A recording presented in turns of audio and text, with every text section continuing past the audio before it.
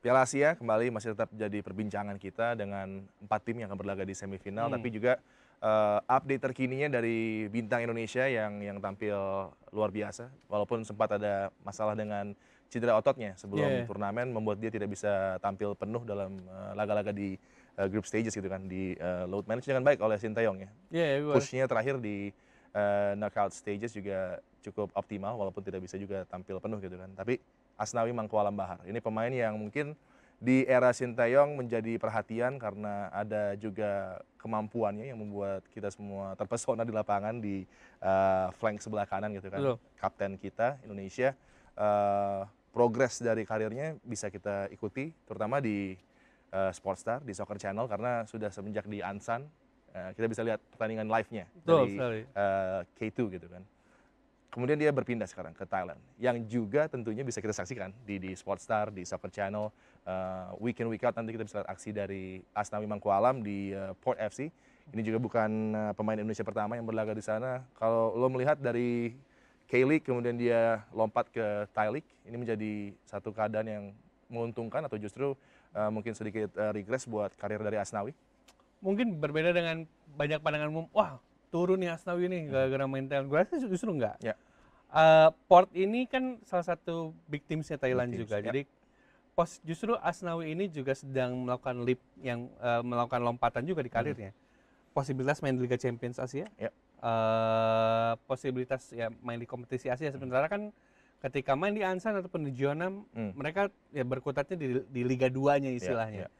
Makanya gue rasa ketika ketika pindah ke Thailand, kesempatan Asnawi buat main di Liga Champions Asia itu besar sekali. Gitu. Dan di sisi lain direkrut lah tim Thailand yang lebih besar lagi, let's say misal bagi Patum ataupun Patum. Bangkok FC.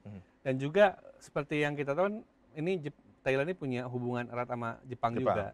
Jadi bisa jadi mungkin itu juga jalan buat ke J-League. Jadi gua rasa memang kepindahan yang bagus sebenarnya. Iya, kepindahan yang bagus dan kita akan tunggu aksinya tentunya. Betul Bisa sekali. kita tonton juga kan setiap laga-laga yang ditampilkan oleh Port FC di tentunya Soccer Channel dan juga di Sportstar. Dan tadi kita sempat berbicara tentang tim yang sudah lolos nih ke 4 besar dari Piala Asia dengan dramanya, dengan journey dari Qatar yang hampir juga kemarin terkena upset gitu kan. Lu kaget gak waktu Iran menang lawan Jepang? Enggak. Kenapa tuh? Karena gue melihat, nggak tahu ya, gue selalu merate bahwa Republik Iran ini punya tim yang luar biasa. Tim yang lebih siap dari Jepang, tim yang punya kesempatan besar untuk bisa meraih gelar juara di Qatar dan bukan tidak mungkin ya itu bisa tercapai gitu. Dengan routing mereka juga yang lumayan favorable sebelum mereka akhirnya bisa ketemu dengan Jepang, dan Jepangnya kan juga tidak istimewa gitu dengan kendala-kendala Tapi yang ini mereka gue mau alami. tanya, kenapa lu menganggap Jepang tidak istimewa? Mereka kehilangan pemain-pemain yang influential di World Cup. Mitoma menjadi satu pemain yang begitu penting dari sistem Coach Hajime. Dari flank dia coba mengandalkan Kaoru Mitoma sebagai pemain yang outlet pertama sebenarnya. Nah kalau outlet pertamanya hilang, Nakamura is a good player, tapi dia belum mencapai di level itu ya berarti? Mitoma yang punya kemampuan individual, tapi juga as a team player dia justru membuat rekan-rekannya yang tampil di sisinya itu berkembang juga. Ini yang mungkin agak berbeda yang membuat ya sulit karena digantikan bisa, tapi apakah resultnya akan sebaik dengan ada Mitoma di tim itu kan enggak juga. Gue selalu merasa Jepang itu terlalu textbook saja sih. Maksudnya textbook ketika bermain sepak bola dengan benar ya. Itu yang gue lihat sepanjang Piala Asia gitu. Kenapa bisa menang oleh Indonesia? Karena mereka memainkan sepak bola lebih baik dan lebih benar. Bukan lebih bagus tapi lebih benar aja. Benar secara sistem, secara struktur dan lain-lain. Akhirnya ketika ketemu Iran yang gue rasa jauh lebih menggigit, jauh lebih bisa menyelesaikan peluang, yang mereka cukup kaget. Selain memang gue lihat juga kok Itakura juga ternyata lumayan missing sebagai defender. Jadi memang ketika sejak kesalahan pertama Itakura gue lihat ini kayaknya Iran bisa nih. Tapi ini ya juga ada satu tim yang gue lihat memang mungkin di luar prediksi banyak orang. Betul timnya luar biasa. Kita bisa lihat Republik Korea punya arsenal yang luar biasa dengan lini depan mereka, dengan Son, Lee Kang-in, Hwang Hee-chan, Cho Ge-sung dan lain-lain. Tapi ada juga keraguan karena pelatihnya nih. Kalau itu gue setuju. Karena pelatihnya. Jadi memang gue termasuk yang ngikutin Korea. Kebetulan. Sepak bola mereka udah gue ikut cukup lama. Terus ketika mereka akhirnya Paulo Bento out, kemudian pilih Klinsmann, agak aneh gue kayak. Tapi mulai dari Paulo Bento menurut gue juga emang udah agak aneh sebenarnya. Karena approach yang seperti apa yang mereka inginkan di lapangan, dengan gaya seperti apa gitu kan. Kalau kita lihat Coach Shin dengan transisi yang begitu luar biasa, counter attacking team, di mana tim ini sebenarnya nyaman untuk bermain seperti itu. Tapi kan kalau berbicara di level Asia, di Piala Asia tentunya juga mereka akan berupaya menjadi tim yang memegang kendali pertandingan. Tapi apakah Klinsmann menawarkan itu? Enggak gitu kan. Masih diperdebatkan dan menurut gua enggak. Tapi juga yang menurut gue anomali adalah kenapa ada gap yang begitu lama dari Korea menjadi juara Asia, back to back waktu itu terakhir ya. Tapi itu udah sangat lama sekali gitu. Itu tahun 70-an. Iya, jadi kendalanya itu ada di mana? Apakah di lapangan dengan talent yang gitu luar biasa ini egonya sulit dikendalikan, atau justru dari federasi yang memilih pelatih misalnya gitu kan, dengan konsep seperti apa yang kalau menurut gue, kalau Klinsmann ya sudah dibuktikan dengan CV-nya gitu kan. Jadi apa yang coba dicari dari Klinsmann, apakah vibes-nya aja? Itu gue nggak pernah ngerti. Nggak terlihat itu ya. Karena kalau kita lihat dari pertandingan-pertandingan, bahkan Korea Republic yang harusnya bisa memenangkan laga demi laga di Piala Asia ini, mereka jarang sekali menang di 90 menit. Iya, jadi harus sampai ujung terus. Bahkan gue kalau misalnya lihat tuh justru jadi pemain memang yang memenangkan pertandingan. Maksud gue adalah bisa jadi bukan instruksinya Klinsmann yang bikin pemain Korea bisa menangin pertandingan, tapi ya mereka sendiri gitu kayak, waduh ini kita menangnya dengan cara kita sendiri, jadi let's go gitu. Karena gue melihat kelebihan para pemain depan, terutama di depan, karena luar biasa. Gue lihat luar biasa, mungkin yang terbaik di Asia gue boleh bilang. Pilihan opsinya banyak banget. Di tengah juga cukup oke dengan Hwang In-bom, Kim Min-jae juga luar biasa. Sempat ada keraguan ketika kiper utama mereka cedera ya, tapi Joe lagi-lagi kan, dia perform selalu ketika dibutuhkan. Makanya memang bisa jadi, gue merasa Korea juga ada salah satu favorit untuk jadi juara. Dan bisa jadi mengulang apa yang terjadi sama Portugal di Piala Eropa 2016. Ya gitu-gitu aja gitu. Tapi itu hampir sama ya ceritanya gitu kan. Dan kalau kita melihat ke AFCON bahkan, Cote d'Ivoire pun melakukan hal yang hampir serupa gitu. Jadi ada apa ya? Ada narasi yang mirip, ada cerita yang hampir sama gitu kan. Dan biasanya kalau tim yang struggling untuk bisa menang itu, tapi kalau Pantai Gading itu lebih parah di pelatihnya dipecat, diganti. Menunggu hasil dari pertandingan lain. Bahkan sempat mau minjem Hervé Renard dari Prancis kayak ini kacau banget gitu. Tapi bisa sampai di level ini. Lagi-lagi gue rasa mungkin juga karena pemain-pemain Pantai Gading juga bagus-bagus. Itu yang mungkin kesamaannya di situ ya antara Korea dan Pantai Gading, ya karena pemainnya bagus-bagus aja gitu. Sementara kan kalau kita lihat kontestan lain, mungkin Jordania juga kejutan. Gua rasa kejutan karena mereka bisa melaju sampai sejauh ini. Qatar menurut lo gimana? Qatar mixed bag ya. Tim ini Akram Afif tetap menjadi dia OP banget kalau bahasa anak sekarang tuh. Yang paling bersinar. Tapi defending wise, gue nggak ngelihat tim ini istimewa. Penjaga gawang punya karakter lah, Basham. Punya karakter yang berbeda gitu kan. Dia percaya diri, dia juga punya kemampuan shot blocking yang bagus, tapi distribusinya shaky lah. Kemudian kalau kita bicara tentang pertahanan, ini adalah keadaan yang harus dicermati dengan baik oleh tim kepelatihan dari Tintin Marquez ya. Tintin Marquez. Ya, dengan Luis Garcia-nya sebagai asisten. Dimana gue heran juga kan kayak.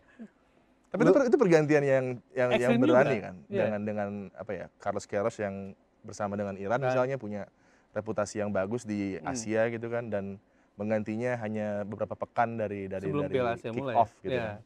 Dan lu adalah host, betul. Tintin memang punya pengalaman di Timur Tengah memang, tapi kebetulan gue adalah fan dari Carlos Queiroz. Fanboynya Queiroz gue. Tapi lu gak pakai kalungnya Carlos Queiroz. Jadi gue ngikutin bagaimana dia bikin blueprint sepak bolanya Amerika, di mana dia bisa bikin Iran jadi bisa di level sekarang. Terus ketika ke Qatar, wah Qatar berarti good choice, good choice sekali ini, berarti mereka serius membangun sepak bola mereka. Tapi ketika kemudian dilepas, mereka mau ngapain ini, apalagi udah deket dengan Piala Asia-nya sendiri ya. Terus yang dipilih pelatih, let's say lokal, Tintin Marquez ya lokal gitu, lokal di Timur Tengah. Ya gue rasa juga kelolosan mereka ya banyak terbantu mereka host. Tentu semangatnya berbeda ketika lu bermain sebagai host menurut gue. Kayak ya mereka host, dan waktu yang di edisi sebelumnya mereka bisa juara, gue rasa bisa jadi sulit diulangi di sekarang karena gue sepakat sama lo, defense mereka nggak sebaik bagaimana dengan mereka pemain menyerang. naturalisasinya ya, Pedro, Mendes. Iya gitu, Pedro. Dua pemain yang menurut gue nggak menawarkan yang istimewa. Iya. Gue merasa Pedro Miguel ini hanya bagus nendang penalti aja gitu. Oh ini bagus. Akhirnya pas waktu ada penalti itu, oh ini bagusnya oh ini bagusnya, karena dibanding maksudnya karena tentu harapan banyak orang ketika lo punya pemain naturalisasi kan nambah kualitas juga gitu. Sementara pemain naturalisasi Qatar ini gue tidak melihat, apalagi kan dengan yang diambil adalah pemain defense, berarti menunjukkan memang ada kebocoran di sana kan sebenarnya. Tapi kemudian yang gue lihat justru ya tidak juga bikin defense Qatar jadi bagus, karena kan berapa kali kebobolan dan lain-lain. Betul. Gitu. Jadi gimana kalau menurut lo, karena ini salah satu keadaan yang sulit menurut gue, karena untuk memilih siapa yang menjadi juara, kalau tadi udah bilang agak berat untuk Qatar mempertahankan, tapi mereka tetap sepertinya berupaya untuk semaksimal mungkin di-push hingga ke partai final nih. Sedangkan di partai semifinal nanti yang nunggu Iran. Dan mereka punya pemain yang sedang formnya bagus banget, Jahanbakhsh, kemarin juga menjadi match winner mereka gitu kan. Potensinya untuk, yang gue bingung adalah banyak media mengatakan ketika kemarin Iran mengalahkan Jepang, itu upset. Iya. Itu gue lihat di beberapa media. Iran pasti lebih tinggi. Upsetnya gimana gitu? Maksud gue, apakah reputasi itu sangat berpengaruh? Apakah dengan bagaimana penampilan Jepang di World Cup kemarin itu menjadi takeran gitu, sehingga ada kata-kata upset kalau melihat Iran bisa tapi memang ini menang menghadapi Jepang, kemudian juga kalau punya potensi mereka mengalahkan Qatar, apakah itu upset lagi? Itu kan media Eropa. Media Eropa kan suka ada perbedaan vision dengan apa yang terjadi kita di Asia ya. Maksudnya memang yang gue rasa upset ya karena itu dianggapnya penampilan di Piala Dunia sebelumnya, terus ranking juga. Sebenarnya bukan upset tuh, ketika Jepang lawan Iran itu kan two giants of Asian football gitu. Iya. Ya wajar, sangat wajar. Iya wajar ada yang salah satu yang akan tumbang gitu, kayak dua-duanya Titans, dua-duanya tim besar, ya wajar akan ada yang tumbang. Sama dengan apa yang terjadi di pertandingan lain, gue rasa memang tidak, ya media mungkin tidak menangkap sense-nya aja sih menurut gue. Iya, dengan Jordan mungkin ini fairy tale buat mereka ya. Karena ini kalau kita bicara tadi Indonesia overachieve, ini overachieve. Jauh sekali. Dan dengan prestasi dari Korea Republic di group stage juga sempat kesulitan untuk bisa mengatasi tim-tim Jordan dari... Peter Segert ya? Peter Segert? Segert? Bukan. Oh, pelatihnya bukan Peter Segert? Bukan, Tajikistan itu. Oh, Tajikistan. Gue agak missing.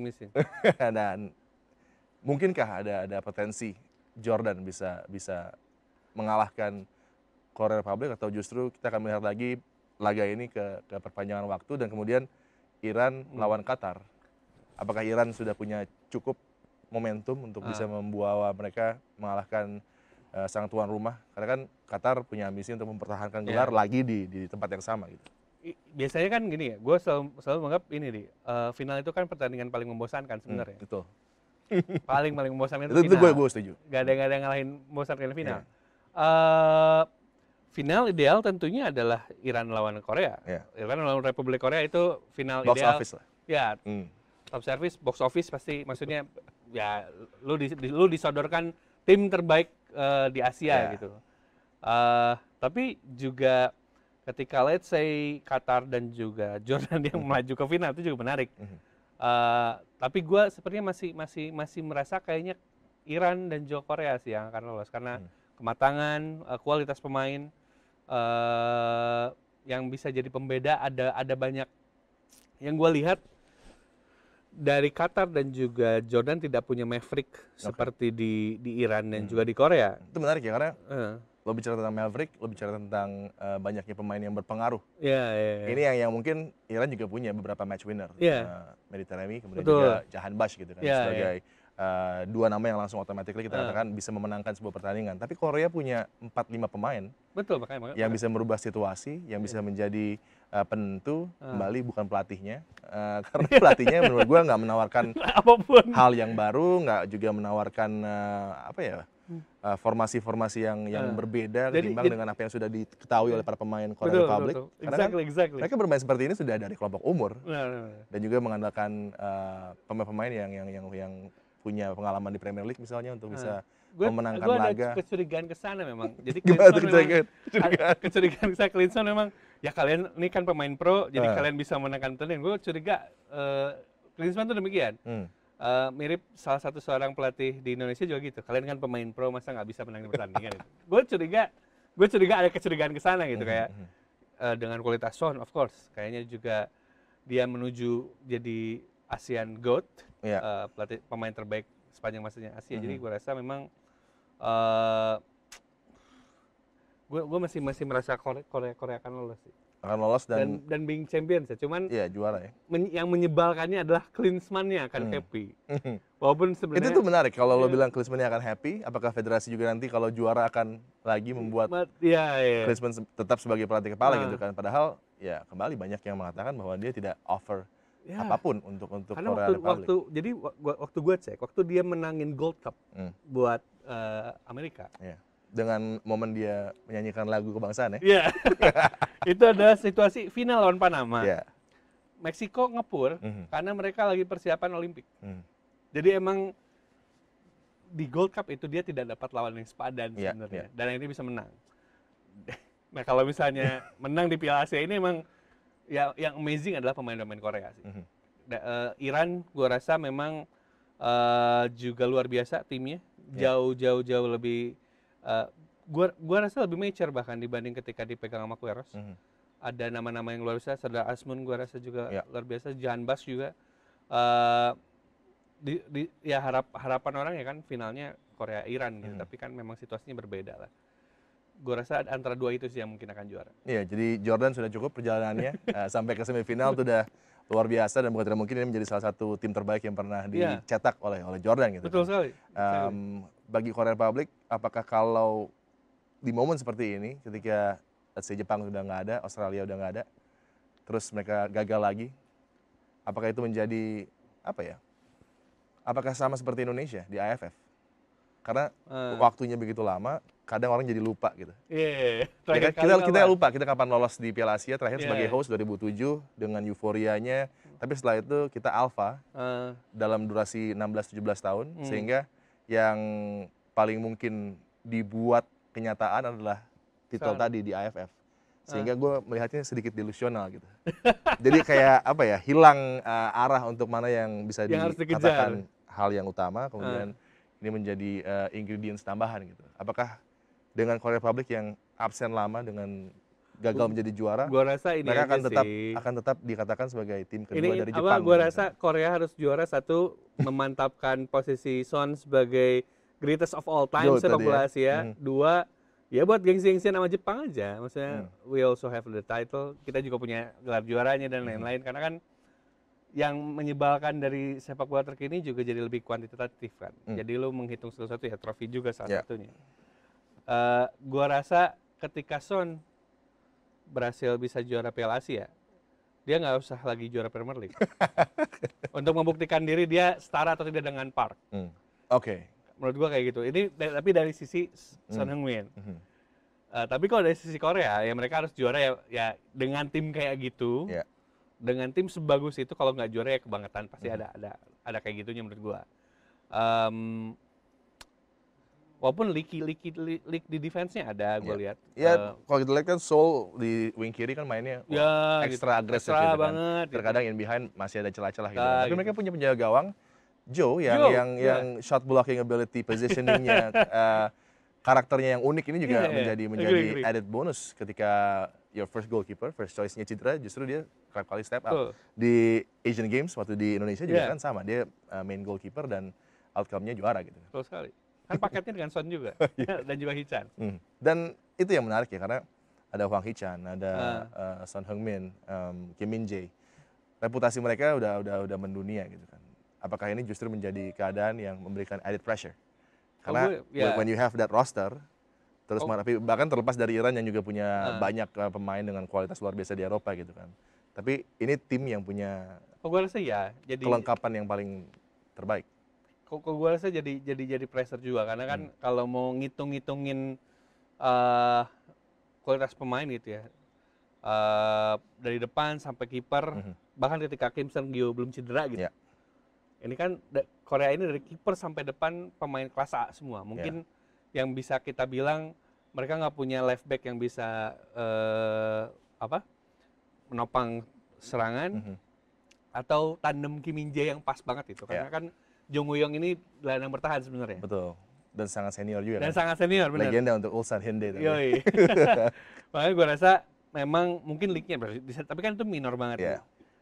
Makanya ketika tim lu sebagus ini, dan lu tidak berhasil meraih trofi atau event ke final pun, ya memang akan jadi pertanyaan besar. Yang salah siapa? Pemainnya apa pelatihnya? Kita bisa saksikan nanti semifinal, kemudian dilanjutkan dengan partai final.